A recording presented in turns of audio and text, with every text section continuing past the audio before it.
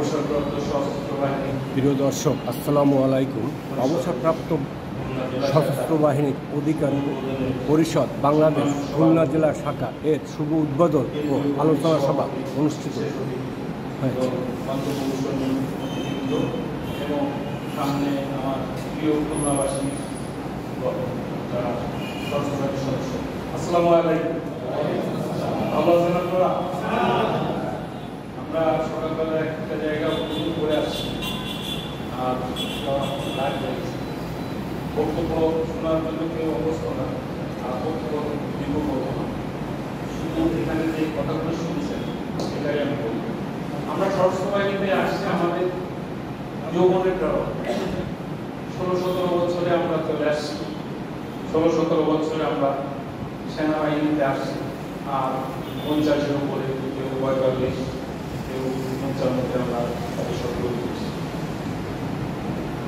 আমাদের জীবনের মূল ভাব বা জীবনের যেটা বলে জীবন যৌবন, আমরা এই সেনাবাহিনীর জন্য উৎসর্গ করছি।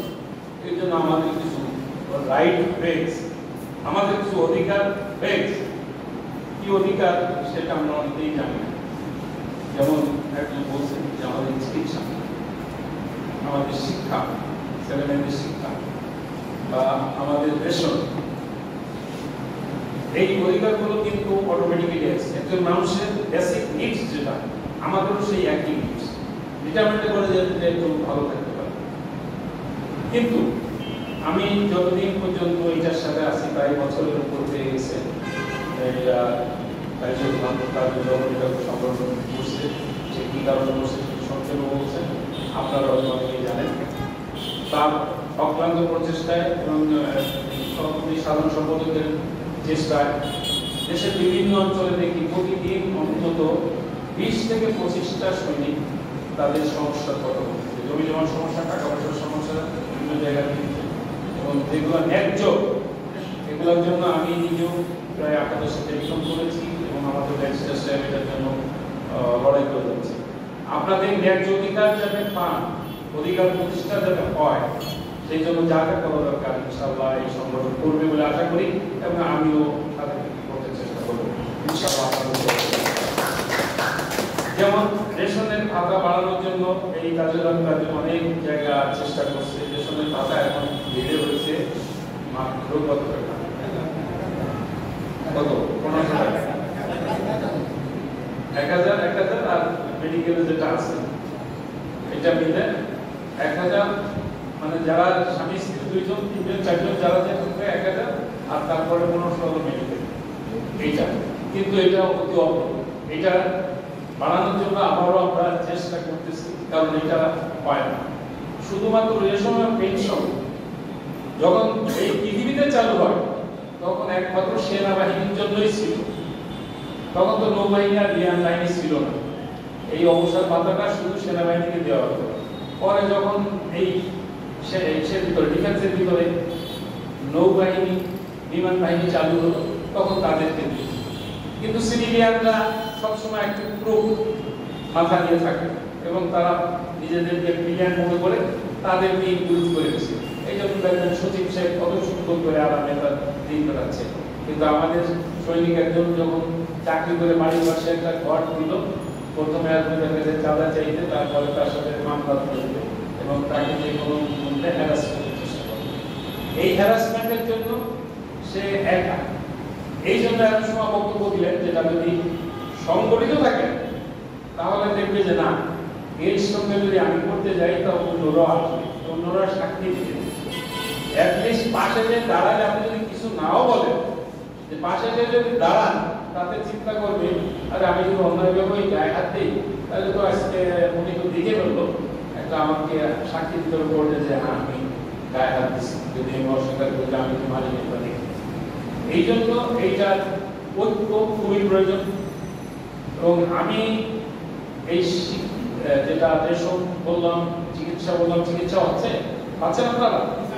পাওয়ার তো কথা। আগে সেনা কল্যাণের মাধ্যমে হয়তো ওটা প্রসেস ছিল লম্বা, এবং ওই টাকাটা পাইতে আপনাদের কষ্ট হইত।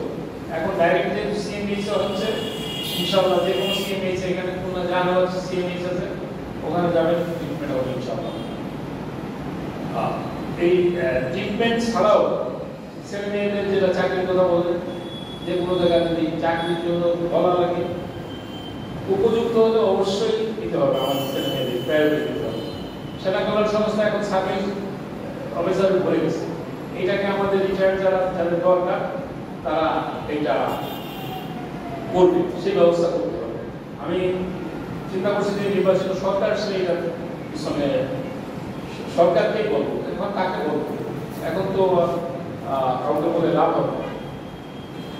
আমি ফরম্যাটও দিতে চাইছি, বলছি যে ফরম্যাট দেবো যাতে করে সমস্ত রিটায়ার্ডদের নাম থাকবে এবং এই জেলা কমিটি তো একটা আলাদা হবে, এখানে সবাই নাম থাকলে বোঝা যাবে যে কে সচ্ছল আছে কে অসচ্ছল আছে। ঘর থাকবে, একটা কলম থাকবে যে সচ্ছল অসচ্ছল। যেমন আমি শুনে খুব খুশি হয়েছি, আমাদের একজন সার্জেন্ট আলহামদুলিল্লাহ খুবই ভালো পজিশন আছে, সে একা 600 লোক নিয়ে সংগঠন করছে এবং আরো অনেক আছে যারা গাড়ির শোরুম আছে, অনেকের টাকা পয়সা আছে। তার থেকে যদি সে একটা সামান্য অংশ এখানে ডোনেট করে, এই ডোনেশনটা কিন্তু আপনার ব্যক্তিগত কারণ না, যে অসচ্ছল তাকে একটা কমিটি করে দিতে হবে। এই ব্যবস্থাও করা হবে যাতে করে একটা সৈনিক, আমরা এরকম বলেছিলাম আমি যে ইউনিফর্ম রাখাবো আর সে ভাত পাবে না, এটা হয় না।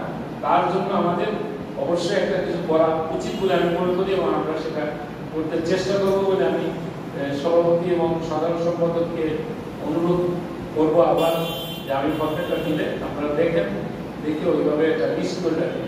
তাহলে মানুষের সেবা হলো, আপনি মানুষের যদি সেবা করেন তা আপনার এই সেবাটা কাজে লাগবে এবং এটার জন্য মুসলমান হিসাবে আর হিন্দু হিসাবে যে কোনো ধর্মেরই হোক, মানুষ সেবা হচ্ছে সবচেয়ে বড় সেবা। আমরা মানুষ সেবা করার আগে আমরা আমাদের নিজেদের যে ইউনিফর্ম পাই তার সেবাটা আগে করি, কি বলেন? দায়িত্ব যদি ঠিক মতো করতে পারি তাহলে আমাদের অর্গানাইজেশন সার্থক হবে। এই সার্থকতার জন্য আমি বলবো যে সবার অংশগ্রহণ বাধ্যতামূলক করবো না, অংশগ্রহণ সচেতনমূলকভাবে হওয়া উচিত এবং এইটাতে যে কন্ট্রিবিউট করতে পারবে কন্ট্রিবিউট করবে। এটা হলো কন্ট্রিবিউশনটা বললাম, এটা পরের দিন, এটা একটা স্টেজ যে যেখানে আমাদের সশস্ত্র বাহিনীর লোকজন খুবই ভালো থাকবে। পরিশেষে খুলনা এই অনুষ্ঠান সুন্দরভাবে অর্গানাইজ করার জন্য আমি সভাপতি সহ সবাইকে, খুলনা সবাইকে অশেষ ধন্যবাদ জানাচ্ছি এবং আমাদেরকে সুন্দরভাবে আহ্বান করার জন্য এবং সবকিছু সুন্দরভাবে পরিচালনা করার জন্য ধন্যবাদ দিচ্ছি। অনেক ধন্যবাদ, থ্যাংক ইউ ভেরি মাচ। এই বলে আমি শেষ